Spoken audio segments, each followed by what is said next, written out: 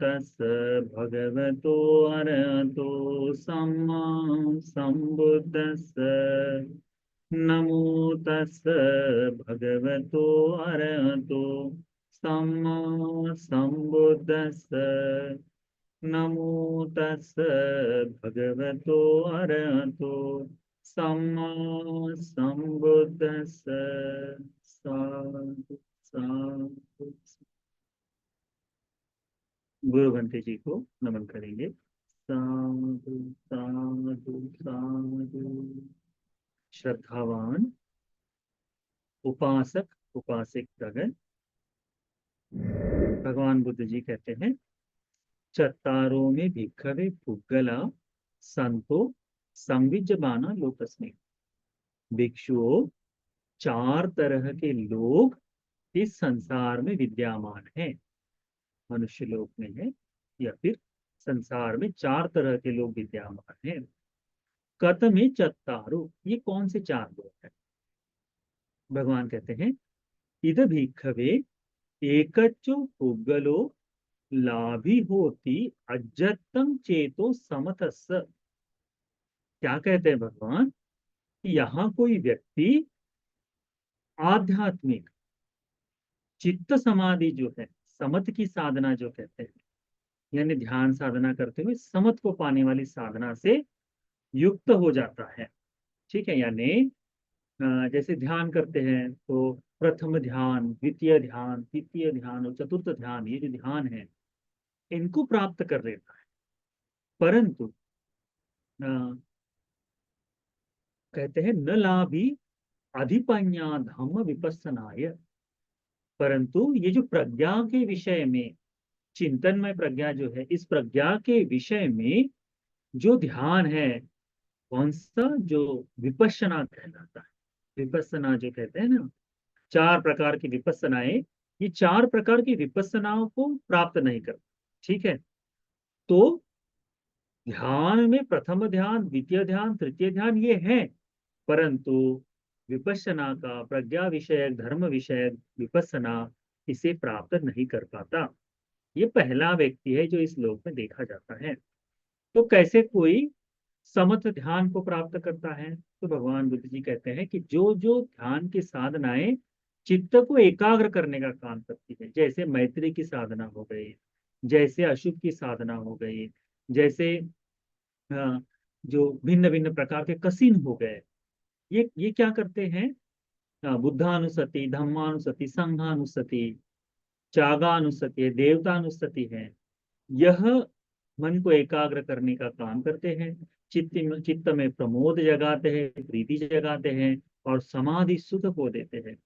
तो चार प्रकार के ध्यान देखे जाते हैं। प्रथम ध्यान जो वितर्क विचार के साथ हमें होता है, शांत चित्त को प्राप्त कर कर, तो पहला ध्यान है। दूसरा है कि वितर्क विचार के समाप्त हो जाने से सुख में जो है वह ध्यान होता है। तीसरा ध्यान होता है जो सुख से परे हो, सुख को अधिक आगे बढ़ाते हुए अदुख सुख करके जो है, हाँ कहते हैं, उसे प्राप्त करता है। चतुर्थ है कि दोनों को ही पहले ही समाप्त हो जाने के बाद पश्चात में जो उपेक्षा है, उपेक्षा से परे होकर, उपेक्षा के आगे आगे जाकर वह, तो ये चार प्रकार के ध्यान बताए हैं। तो इन्हें प्राप्त करना यह आवश्यक है। तो कोई व्यक्ति इन चारों को प्राप्त कर लेता है। इन चार ध्यानों को प्राप्त करने के लिए समत साधना जो है चित्त की, उसे प्राप्त करता है। परंतु धर्म के बोध के लिए विपස්සना का भी होना आवश्यक है। तो विपස්සना साधना को वह प्राप्त नहीं कर पाता। ये पहला व्यक्ति है जो इस लोक में देखा जाता है। फिर भगवान बुद्ध जी कहते हैं, दूसरा व्यक्ति है, इधपन एक भिक्खवे एकच्चो पुग्गलो लाभी होती अधिपज्ञा धम्म विपස්සनाय न लाभी अज्जतम चेतो समतस्स। दूसरा जो व्यक्ति है, वह व्यक्ति विपස්සना ध्यान साधना को प्राप्त कर गया है। यानी हमारे गोयंका गुरु जी जो है 10 दिन की विपස්සना कराते हैं, तो इस विपස්සना साधना का अभ्यास करने की कोशिश करता है।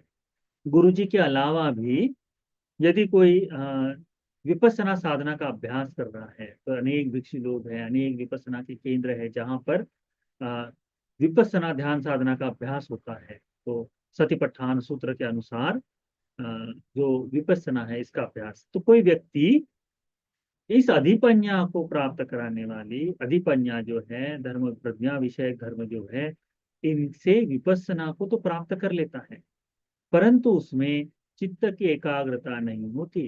प्रथम ध्यान, द्वितीय ध्यान, तृतीय ध्यान यह नहीं होता।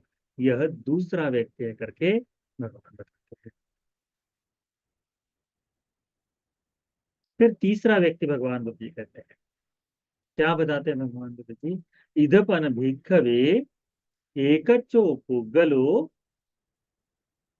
न चैव लाभी होती अध्यत्तम चेतो समतस न लाभी अधिपन्या धम्म विपස්සनाय। यह जो व्यक्ति है तीसरा, इसे ना तो ध्यान प्राप्त है और ना ही विपස්සना का अभ्यास। तो ये कौन हो गया? एक सामान्य व्यक्ति, पृथज्जन हो गया, जिसे धर्म के बारे में, धर्म बोध के बारे में, धर्म के अध्ययन अध्यापन के बारे में किसी प्रकार का कोई भी भाव उसमें नहीं है। तो वह सामान्य स्वरूप से रहने वाला भिक्षु हो गया है। तो सामान्य व्यक्ति हो गया है। तो ये जो तीसरा व्यक्ति है, ये धर्म में कोई भी धर्म को प्राप्त नहीं करता, न तो समत होती है उसमें और ना ही विपස්සना होती है। दोनों ही अंगों से रिक्त है करके भगवान गुरु जी कहते हैं। ये तीसरा व्यक्ति है। चतुर्थ व्यक्ति है, इदपन भिक्खवे एकच्चो पुद्गलो लाभि चैव होति अज्जत्तं चेतो समतस् लाभि च अधिपन्यादम विपස්සनाय। या जो चौथा व्यक्ति है, यह दोनों ही धर्मों को प्राप्त करता है, समत भी है और विपश्यना भी। दोनों ही होने के कारण, दोनों ही होने के कारण बहुत ही सरलता से धर्म का बोध करना उसके लिए आसान हो जाता है। वह दोनों ही चीजों को प्राप्त कर सकता है, धर्म के मार्ग पर अग्रसर हो सकता है। तो हमें क्या सीखना चाहिए? हमें क्या जानना चाहिए कि कैसे हम, किस प्रकार से हम इनमें से चार व्यक्तियों में से कहाँ आते हैं? प्रथम में आते हैं, द्वितीय में आते हैं, तृतीय में आते हैं, चतुर्थ में आते हैं। अधिकांश समय कहा जाए तो हम तीसरे व्यक्ति लोग हैं। कौन? न तो जिसे विपස්සना का अभ्यास है और ना ही जिसमें समाधि का भाव। क्योंकि जितना समय ध्यान के लिए हमें देना चाहिए, उतना ध्यान के लिए हम अपने पर्याप्त नहीं दे पाते। जितना समय हम धर्म चिंतन के लिए देना चाहिए, उतना समय हम धर्म चिंतन के लिए नहीं दे पाते, जिस कारण से हमें समत ध्यान का अभ्यास नहीं हो पाता। तो जैसे बुद्ध अनुස්සति आप हमेशा कर सकते हैं।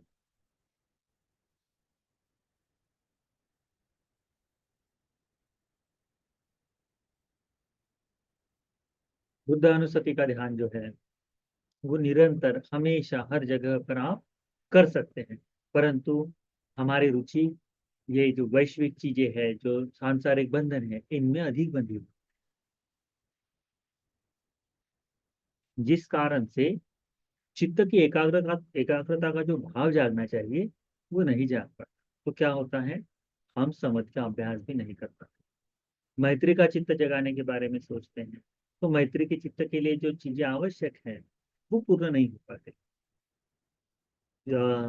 सील के बारे में चिंतन करते हैं, सील के बगैर समत का अभ्यास असंभव सा है, ध्यान प्राप्त नहीं हो सकता। तो सील की परिपूर्ति के लिए जिस प्रकार से हमें प्रयास करना चाहिए, वो छूट जाता है।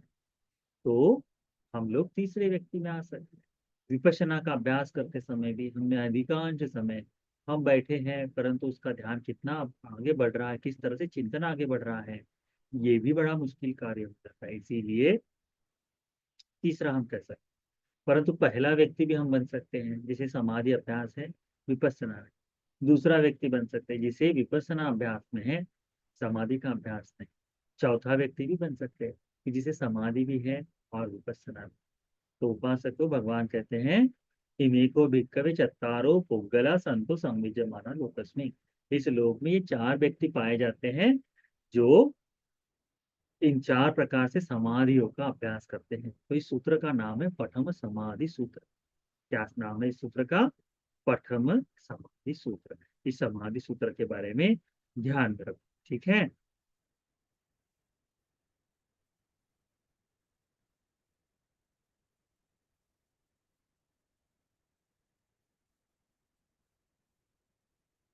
तो यह सूत्र का अभ्यास ध्यान में रखो। इसके बाद भी द्वितीय समाधि सूत्र और तृतीय समाधि सूत्र भी है, जिनके बारे में हम थोड़ा सा आगे अगली कक्षा में या फिर एक समय में चिंतन करेंगे। तो ये चारों प्रकार के हम इन समाधियों के बारे में अच्छी तरह से अभ्यास करते हुए हमें एक मूल जानकारी मिल जाएगी कि कैसे इन समाधियों के बारे में भगवान ने विस्तार किया है, और इन समाधियों का, इस चित्त समाधि का अभ्यास करते समय हमने किस प्रकार का प्रयास करना चाहिए करके। ठीक है, तो आज के लिए इतना पर्याप्त है। ये समाधि सूत्र आप सभी में, हम सभी में समाधि की चेतना जगाने के लिए, धर्म के अभ्यास की चेतना जगाने के लिए, 4 व्यक्तियों में से प्रथम द्वितीय चतुर्थ व्यक्ति बनने के लिए ये सारा पुण्य उपकारी हो जाए। साधु साधु।